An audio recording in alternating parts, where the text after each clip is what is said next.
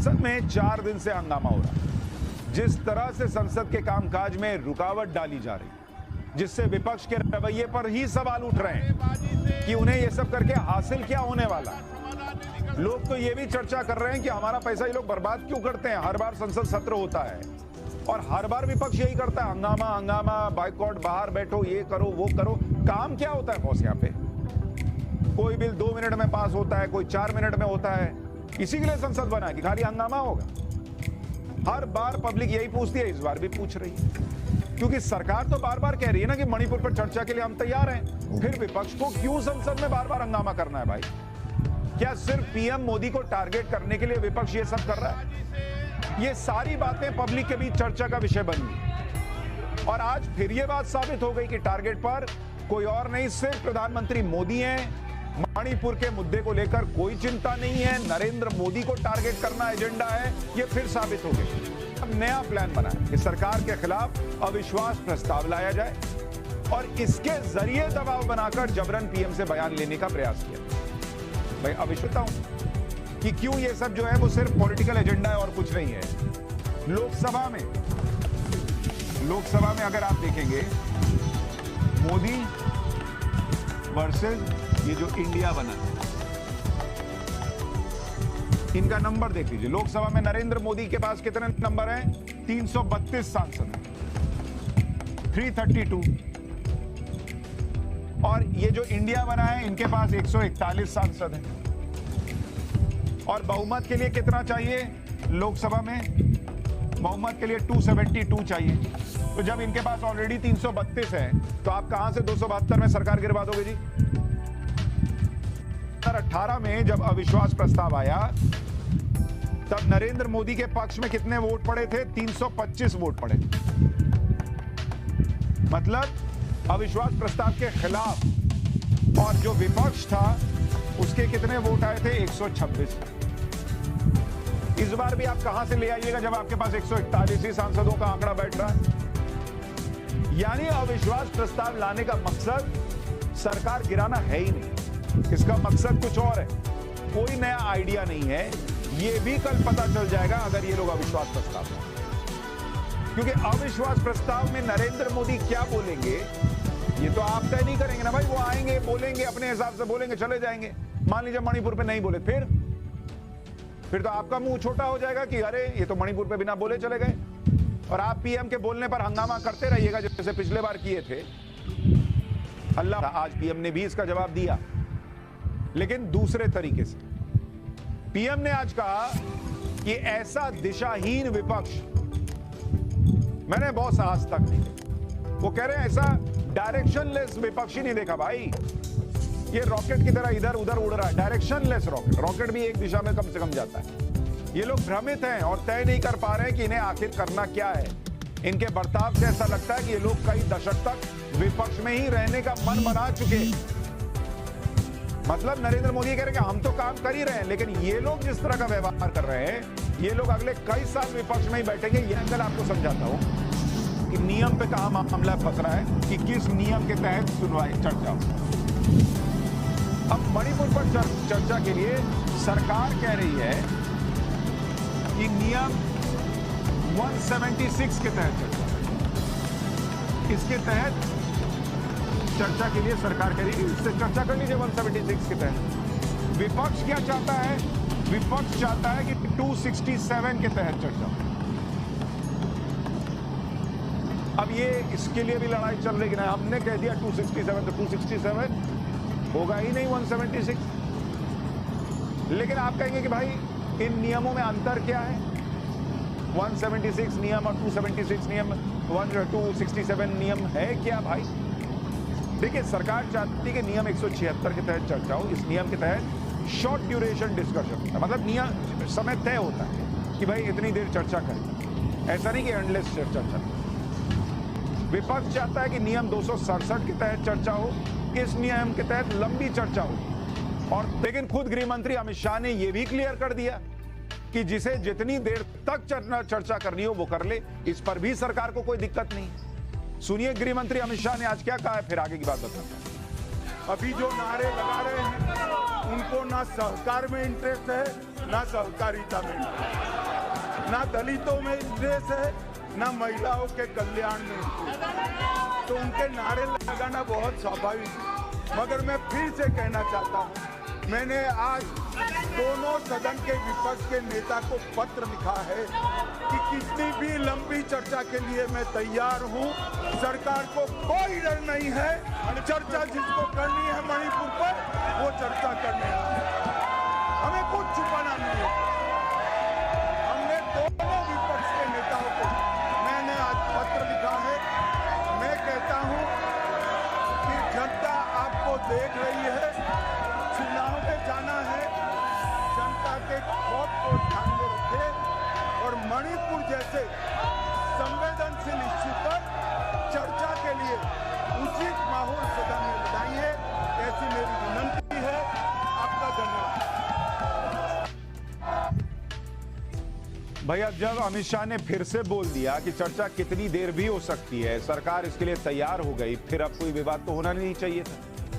केसी त्यागी कह रहे हैं कि जो बाहर बोले वही अंदर आके बोल दी, सारा गतिरोध खत्म हो जाए।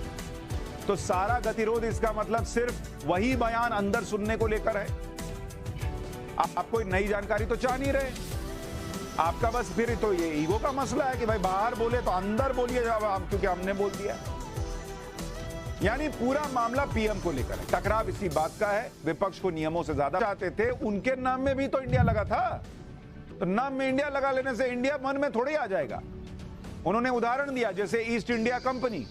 भाई अंग्रेज भी अपना ईस्ट इंडिया कंपनी लेके आए तो उसमें इंडिया था, लेकिन लूट तो रहे ना थे इंडिया को। इंडियन मुजाहिदीन आतंकी संगठन, नाम में इंडियन लगा लिया तो क्या इंडियन हो गया? लोगों को मार ना रहा है। Popular front of India PFI, इसमें भी इंडिया है, तो क्या ये बहुत अच्छा काम कर रहे हैं क्या? कि नाम बदलने से कुछ नहीं होता, ठीक है, नाम बदलने से कुछ नहीं होता, लेकिन नाम तो रखा जाता है।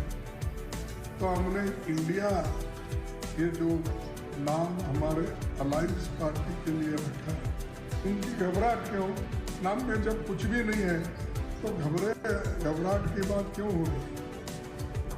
तो उसका मतलब यही है कि जब हमारी मीटिंग, अपोजिशन की मीटिंग यशस्वी हो रही है, पटना हो, बेंगलुरु हो, यहाँ पर हो, ये खबर नहीं, उनमें घबराहट पैदा हो गई और डर गए, और डर से ये सब बातें कर रहे।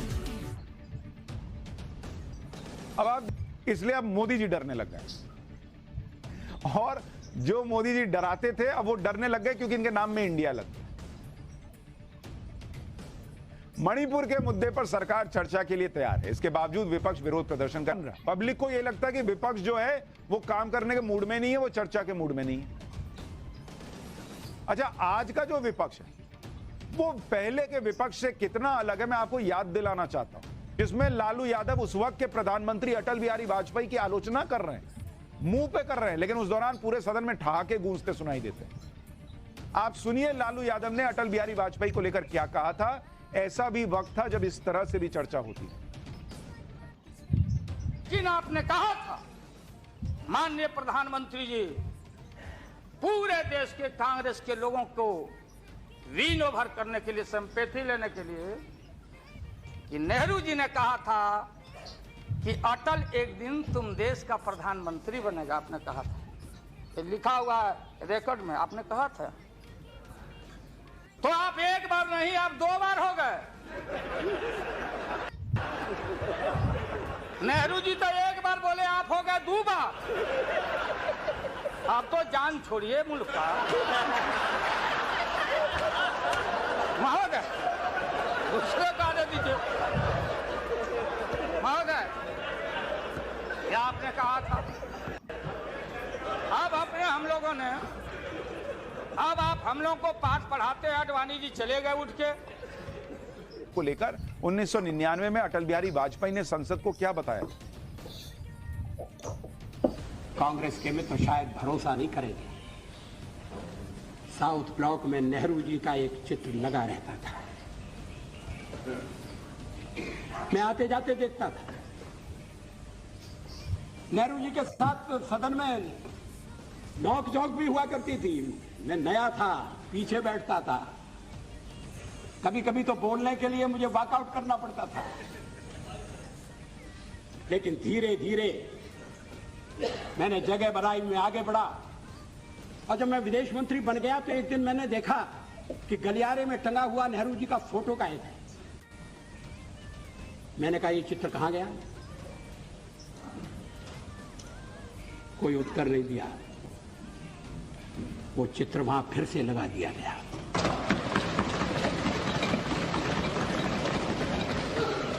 क्या इस भावना की कद्र है? क्या देश में ये भावना पनप है? ऐसा नहीं है कि नेहरू जी से मतभेद नहीं थे, और मतभेद चर्चा में गंभीर रूप से उभर कर सामने आती। मैंने एक बार पंडित जी से कह दिया था कि आपका एक मिला जुला व्यक्तित्व है, और आप में चर्चिल भी है और चैम्बरलेन भी है। वो नाराज नहीं हुए। शाम को किसी बैंक्वेट में मुलाकात हो गई और उन्होंने कहा, आज तो बड़ा जोरदार भाषण दिया है, और हंसते हुए चले गए। आजकल ऐसी आलोचना करना दुश्मनी को दावत देना। लोग बोलना बंद कर देंगे। सुषमा स्वराज ने क्या कहा?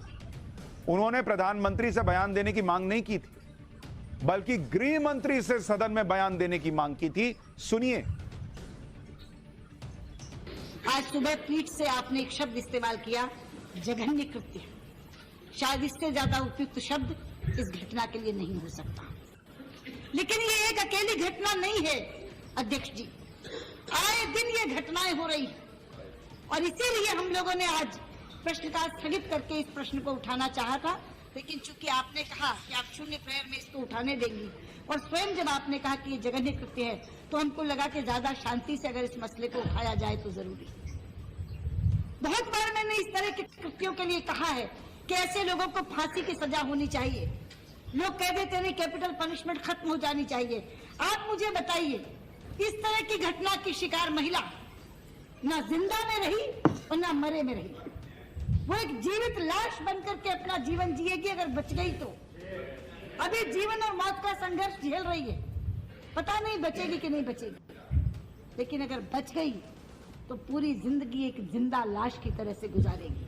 क्या ऐसे लोगों को फांसी की सजा नहीं होनी चाहिए?